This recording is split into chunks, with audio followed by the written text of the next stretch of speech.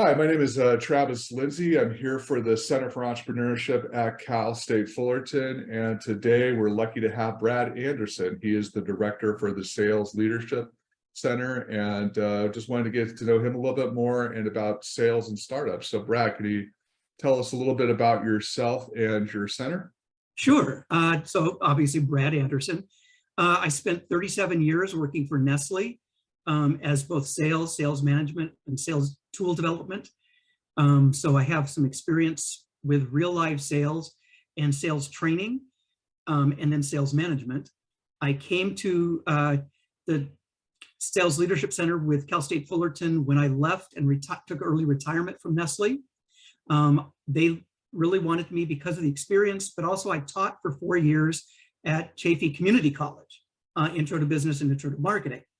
So when I came to Cal State Fullerton, which the center is there to, their whole mission for the center is to ignite sales and get students involved in wanting to do sales careers or develop sales skills, because everybody sells at some point. So whether you're an entrepreneur starting out, whether you're going into work for a big business like I did with Nestle, you're going to have to sell. And even accountants will have to sell if they're a CPA, they have to sell their business to clients. If you're a finance major, you're going to have to sell your ideas and your investments. So everybody sells. The center actually started in 2011 with 7 sponsor companies. They only had a few students until 2013 when they started offering the certificate of professional sales to students. So students can now earn that certificate, which is underwritten by the University Sales Center Alliance, or they can earn a sales minor, which we just started a couple of years ago. So the students have an opportunity to do some academics, do some credentials, but also then just learn skills. They don't have to earn the certificate or the minor. Yeah, that's I love those like what you do at your center, the student clubs and all that other stuff, because getting a degree is good, but it's not everything, right? So the Sales Leadership Center connects the students with potential employers, teaches them skills that they're going to be using. And something that you said that stuck with me was that everybody sells. And I mean, Center for Entrepreneurship here. In my life, I am also an investor, and every company that our fund invests in, I mean, sales is the most important thing, but most of the people that start businesses don't necessarily come from sales, even though they've probably been doing it their whole lives, they just didn't know it. So can you talk a little bit about that? How are sales different for a startup than maybe like a company like Nestle? Oh, sure. Well, for one, working for a company, the company is going to provide the resources, the training, and all of the information that you need to sell. So it's you go into their program. With entrepreneurs, you don't have a program. You are the program. So you have to develop skills, develop your resources, and you're right, everybody sells. So like startups, if they need investors, they have to go sell their idea or their product to the investors to get the investments. They have to then go sell to the potential customers to get them to buy whatever the service or product is. So they really have to rely on sales skills. And a lot of times entrepreneurs don't think about that. They think that the passion they have for whatever their product or service is enough to get that. And if they don't develop some of the skills to make presentations, they're not going to be as successful as they could. Some of them may still be successful because the idea is just so great. And then investors may see past that. But the really successful ones are going to be the ones that can develop good presentation skills, which are really selling skills, because really all selling is convincing somebody to take an action. Yeah. And either your action is to buy a product, like for Nestle when I was there, or to get them to invest in your new company, or to get them to buy your new product or service.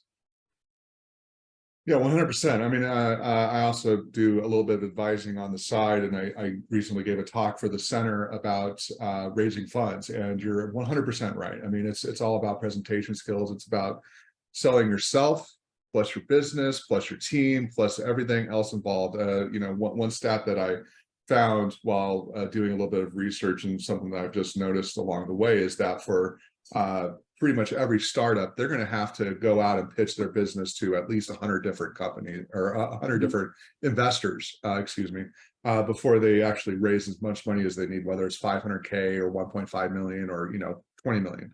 And so, I mean, it's a process. It's a process. So what are some of the things that founders should consider when they're hiring salespeople at the early stage of their company? We already know, or we've already talked a little bit about going after investors, and again, that could take up to a year, maybe even more. And you're talking to 100 different investors or groups. But let's go a little bit beyond that. Like now you're at the stage where you're actually trying to sell to the market, whether it's businesses or consumers. How does that startup founder who may not have that experience with sales find the right salespeople? Okay, so one of the things to look for is where you're weakest. So if you're not good at presentations, you find somebody that is. So you can look for somebody that is seasoned, or you can look for somebody that's brand new. But know that when you're looking for the skills, you're looking for the true skills of being able to convince and relay and communicate. You want somebody that has some passion, and you want to really look for more soft skills than data skills, because you're going to be having some of the data already available because you've done that to start your business. Now you just impart that on the person you hire. One of the mistakes some people make is they try to hire extremely seasoned salespeople, thinking that they're so successful, they're just going to do a great job for me. That sometimes works, but sometimes you need to get somebody that has like a medium scale of sales experience, because the seasoned person is going to be so set in their ways and their process that when they try to transition that to the new business, it doesn't quite correlate. So if you get somebody that's a little bit seasoned, but not, heavily seasoned, you can actually mold them and use their passion and their energy to coordinate with your passion for your product or service, to meld together to make a really good sales story, a presentation. And a lot of times when you get these moderately seasoned people, they know the sales process. They know how to prospect, they know how to make a presentation, they know how to overcome objections and get the close. Well, that may be where you're weak. So you hire this person to help you. It may be that you're really the good person for that because you had some background in sales. And so you hire somebody more to do the marketing efforts for you. So, be flexible in where your skills are and be truthful about what your skills are, and then hire to basically maximize the effort. Yeah, 100%. Yeah. So the thing that you said there that really stuck with me was about not necessarily hiring the person who has the most experience for the sales position. I mean, that's good. And, if you're working for a Nestle, that might make sense because they know the process and it's kind of plug and play. But at a startup, I mean, you're building it from the ground up. And one of the crucial things that a lot of startups overlook is how they build the culture of the company. Correct. And so, yeah, so when you're hiring that salesperson, you got to be thinking about that in the context of building out the culture as well, because you don't want to bring somebody in who is the super type A, highly successful person that could take over and really change the culture a lot. Is that something that you agree with, or how do you think about that in relation to culture? No, I actually support your statements completely, because like a Nestle would already have a culture. And Right. So whoever you hire has to adapt to that culture. When you start up a company, you don't have a culture yet. You're developing and evolving your culture. So if you hire somebody that's a real strong type A, they may influence and direct your culture, and it may be different than where you want the culture to evolve. You want to be in charge of the culture, even though you're going to allow adaptation as you hire employees across all of your venues. But yeah, the other thing is, don't just hire extroverts. Extroverts are great salespeople, they're great at talking, but introverts can be every bit as important in selling products. Introverts are not about whether they're shy. Obviously, if you hire an introvert, you want one that is a good communicator, that has some ambition, has some competitiveness, but it doesn't have to be just because they're an introvert, they can't sell. Introverts can sell.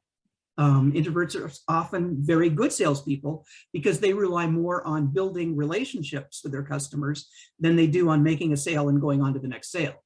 Whereas an extrovert really extroverts obviously still make good salespeople too, but they may be going into sale, then next sale, then next sale, and not worry about building relationships. They just want to be happy with everybody. And some people, that turns them off.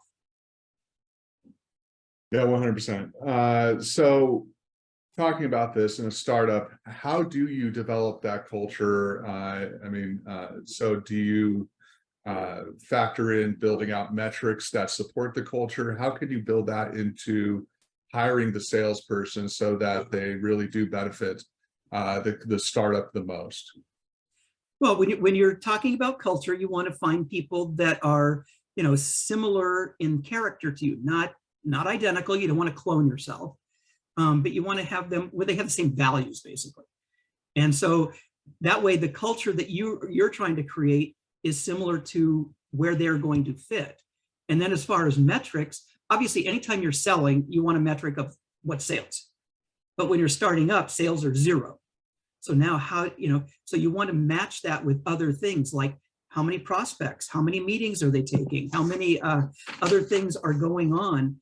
And some of it may be just how many times are they making connections with potential customers, and what are the results of some of that, and also how you evaluate that. So when you talk to and create your metrics for your salespeople, what do you want them to be doing, and think about that and what impact that may have on their both results and how they then build their own character, which builds your culture.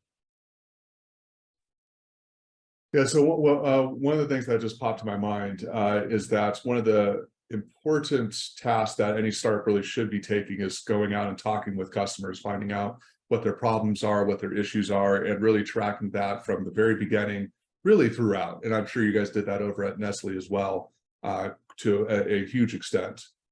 So is that something that potentially the salesperson should be taking into consideration when they go out to talk with customers, that they're also just, have somewhat of a focus on finding out what those issues are and then reporting that back to the rest of the startup team so that they can continue to develop the product out maybe in different directions? Or should the salesperson be more focused on just getting that sale? Oh no, the salesperson should be doing both. They should be trying to get the sale, but they should do some prospecting and some, making sure that the customer is the right fit for whatever their product or service is before they make that call. But then when they go make the call, they should be asking a lot of what we call discovery questions to actually identify what are the needs and pain points for the person they're selling to. And once they collect that information, they use that in their presentation about their product or service to tell the buyer then how their product or service is the best fit for that solution. Now, if there are other pieces that you don't have or that you're missing or that can help enhance your product, absolutely. You become the investigator for the company to feed back to the company. Here's what we're already doing. This is how it fit. But guess what? Here's this other opportunity I found that if we enhance our product just by doing this, like I'll just make up an example from Nestle. So we made hot cocoa and I'm selling hot cocoa. I go find out from the, I'm selling the hot cocoa and the customer says that, I really always put marshmallows in my hot cocoa. So I run back to Nestle product people and say, you know what? We need to come up with a way to put marshmallows already in it, or package it with marshmallows, or do something. And so their marketing solution, then they create a product that has marshmallows already in it. You could do the same thing, entrepreneurs, and that's really good at the entrepreneur level because your product, you may have a product finished, and it could be a service, but you're going to want to enhance it and you're going to want to grow your sales. Well, what better way to grow sales than if you can enhance your product to fit even more needs? Yeah, and that's especially true for, it's true for any startup, but it's especially true for those that are more on the tech side, right? So they could go out, and they could, patch their software and add different features to it. Like if you have some sort of AI technology that identifies, potential diseases in time, on video, maybe they might get some advice or some feedback from potential customers that, hey, it'd be helpful if you could, throw up like a red square around it in time so that we could see it and take a biopsy of it right away and just cut out some of the problems. Yeah, so stuff like that is, absolutely critical, especially in a startup situation. Okay, so that's kind of great advice for startups. Is there anything else for startups that you can think of that we haven't really covered here yet?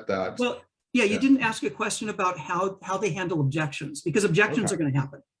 And so you go make a sales pitch and the customer starts pushing back. And it's always price. Price is always an issue because everybody wants the lowest price and they want to feel good that they got the best price. So you always deal with price, and however you can show value rather than start discounting your price, that's going to help you. But other objections may be that, you created this new widget and it may be the best choice for them, but they don't know it. And they start pushing back because you didn't give them enough information. And that's where I go back to where I said discovery questions. Ask questions of the buyer before you make your pitch, because that's going to tell you all the information you need to basically make a better pitch. And then incorporate it. Make sure you listen. So handling objections is really about listening to the buyer when you ask a question, and then incorporating that information into your solution for them. Because if you can customize, you're going to handle that objection much better than if you just give them a fact. Yeah, 100%. And one of the things that I've seen, at the student level, at the professionals who are starting businesses, especially among first-time entrepreneurs, is that on the pricing side, they have a bias towards trying to give the lowest price possible. Is that something that you would advise startups to do or not to do, or do you go into the pricing strategy all that much with your students? Oh no, we do talk about pricing a lot, because many of the companies that sponsor the Sales Leadership Center are not the low price leaders. Right. And so what we try to help our students understand is it's not always about what the actual list price is.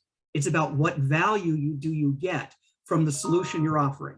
So if you're offering a software and you have a set price, but somebody else has a lower price for something similar, it may not be identical, but it's similar.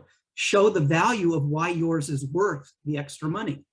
The same thing with any product or service. I would never start with the lowest price, because you can always work down. It's very difficult to work up. Mm-hmm. So once you set a price, it's very difficult to raise that price, even with inflation and all kinds of arguments with data. It's very difficult. Nobody wants to then pay more. In fact, if you can offer a discount, it makes it then seem like you're doing something for them and you're negotiating, which becomes important. Doesn't mean you always negotiate on price either. Like I said, really the way to do it is talk about value. Where is the value? And it may be in other things. You may ship a product and your shipping expenses are a lot less, or your order process saves them some money on the accounting side. Those are all values to that company. So use those to your advantage. Right. Yeah. When I was teaching, one of the hardest things that I try to get through to students and also the companies that I've advised is that people don't just look at the price. It is the value. And it's sort of like a base camp on a mountain. Wherever you start out, it's going to be harder to go up than it is to go back down. But where you put that base camp, it's going to be really hard to switch that once you've already done it. So once you put the price at a certain level, that's where the expectation is, at least with the people who already know you. And especially where I've seen issues is with pricing when it comes to B2B, business to business kind of solutions, because companies, they do think about it more in terms of value than consumers do. At least that's been my experience. And so if you're doing a service or a product that provides a tremendous amount of value, cuts down on the time, really gives the company a competitive edge over their competitors, they're going to be willing to pay however much value that is, right? Yes, that's absolutely true. And the other thing with B2B is like you said, B2C, consumers think about price because a lot of times their purchase is one and done. Right. With B2B, you want to set up a relationship and repeat business. You don't want to be the company that comes in, sells them a product, leaves, and never sees them again. You want to build a relationship and you want to sell them your product, the new version of your product, or the new additions to your product. So you want to build a relationship that's over time rather than a one and done, and then now you have to go find more customers. Yeah, and the companies, they're actually looking at the ROI. They quantify it. They're able to see, okay, I buy this piece of machinery, and you're able to deliver it within a month, not in 18 months. And so I'm going to be able to make a lot more money, get a return on it quicker. The net present value of this investment is up here. When a consumer is buying something, they're not really thinking in those terms, right? No. I mean, that Big Mac from McDonald's doesn't have an NPV. It doesn't have an ROI. It's just, It tastes good. That's exactly correct. Yeah. What they're doing is evaluating, okay, am I going to spend $10 on the McDonald's burger or $12 at the In-N-Out? Right. I mean, it'd probably be the other way around. In-N-Out is much cheaper and better than McDonald's. That's true. Yeah, that was actually one of the things I was worried about when I moved to Texas, whether or not I would have an In-N-Out nearby. And fortunately, I do. So it's all good. So you've worked with students now for a little while. Have any of them worked at startups? Have they talked with you about it? What advice do you give to students who are thinking about getting into sales, especially at a startup? No, if they're getting into sales, and especially at a startup, it's to be open to working in teams, working with other people, getting advice, networking. So use whatever networks, and we do in class talk about how they build their networks and how they then use the network to their advantage. Because if you're going to work for a company, it's a lot easier to use your network. Where you're doing a startup, you need to basically cast your net pretty wide, because you may need a little contact in accounting, a little in finance, a little in sales, a little in marketing, a little in supply chain. And so you cast your net very wide so they can use those people to bounce ideas off of, to just get advice, to find mentors. And I would definitely suggest any entrepreneur find a mentor or a couple who are like yourself, a consultant already doing business for yourself, or one of their instructors, or because a lot of them, like I have a consulting business as well, small. I don't do much with it anymore because I'm trying to retire, but it just doesn't seem to happen. Yeah, good luck with most that. of my consulting right now is on, believe it or not, pet food investors. There are all these companies outside the US that want to invest in pet food. And since I had Nestle Purina over the last 10 years as my background, they're asking me lots of questions about pet food.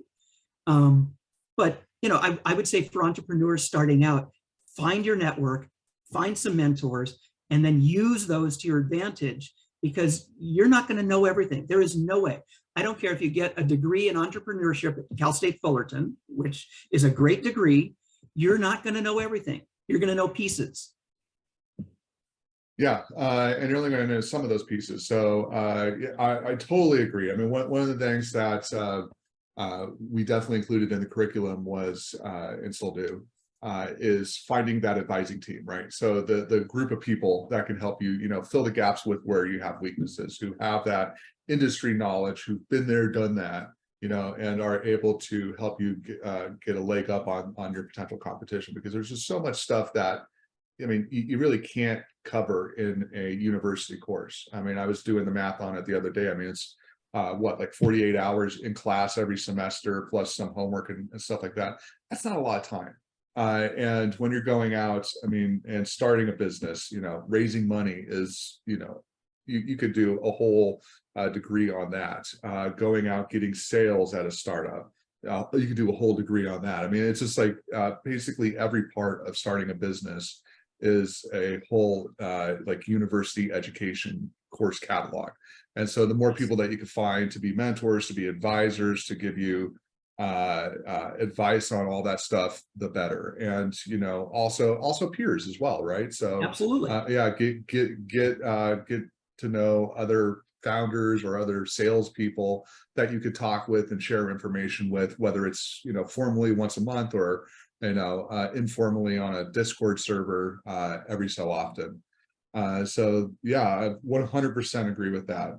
Absolutely. We actually have one student that basically started his own business, and he's a practicing magician. And so he does magic. He, got certified and trained at the Magic Castle in Hollywood, but then he's out. His job is not being the magician. He uses that as a skill that then he created a business where he's consulting with big companies like Sony to actually talk to their salespeople and their marketing people about how to do better presentations. One of the things he did to build credibility, he published a book. It's not a big book, it's not a thick book, it's an experiential book, but it gave him credibility to then go to these big companies to get them to basically hire him to do motivational speaking about how to make presentations, how to make your presentations more valuable and interesting. And then, by the way, he does some magic tricks in between. So that's good. I've never really been one for magic. I mean, if I don't understand it and I'm seeing it, there's either some trickery going on or some dark magic forces at play, and I just don't trust it. But that's me, I guess. Yeah, that's okay. That's just something I have to deal with. But Brad, this has been wonderful. Is there any other advice that you would give to students about going forward? They're about ready to graduate, and what should they do? Should they start a business? Should they jump into sales? Should they, go backpacking through Europe, or what should they do? They should take risks. Okay. Whatever that means to them, take a risk. Now is the time when you're young. If you want to go backpacking in Europe and have a year off, now's the time to do it. But if you're getting started and you want money and you want to start your career, whether you go into sales working for a company to gain some experience first, or you start your own job because you started your own business, either one is a good trajectory. The advantage of going with another company is you gain some experiences from their sales process and their products and services. And so you can use that, and you can still, build out what your idea or product is. So you have some time, because like you said, it could take you anywhere from a year to 2 years to get investors. So you may want to get some experience first, so that when you go to those investors, you have the best presentation, the best product, and the best everything to present to them to get the maximum amount of investment. So whichever trajectory you want, I would say take it, but take the risk now. Don't wait 6 years when you've got a mortgage and a family and other liabilities, because then it's even harder, because then you have a barrier of a minimum amount you have to make just to get going.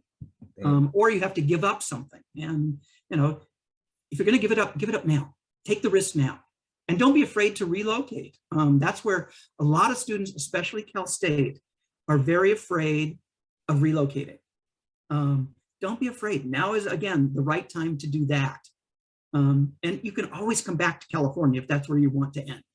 And that's whether you're with a big company or you're doing your own business. So I think that's it. The other thing is get some sales experience. Whether you take a course, do a YouTube course, just read or find a mentor that's in sales, get some exposure to how to sell and the selling process. That's awesome. Well, thank you very much, Brad. I really appreciate it. And where can the people find more about you? Do you have a website? Yeah, I don't have my own website. They can actually go to the Sales Leadership Center at Cal State Fullerton, or they can email me at branderson, so Branderson, at fullerton.edu. Perfect. All right. I do have LinkedIn, but I don't remember the LinkedIn off the top of my head. So. All right. Well, I'll find that LinkedIn of yours, and I'm going to put all that information in the description so that people can get in touch with you. And once again, thank you very much. Really appreciate it. Thank you. This is great.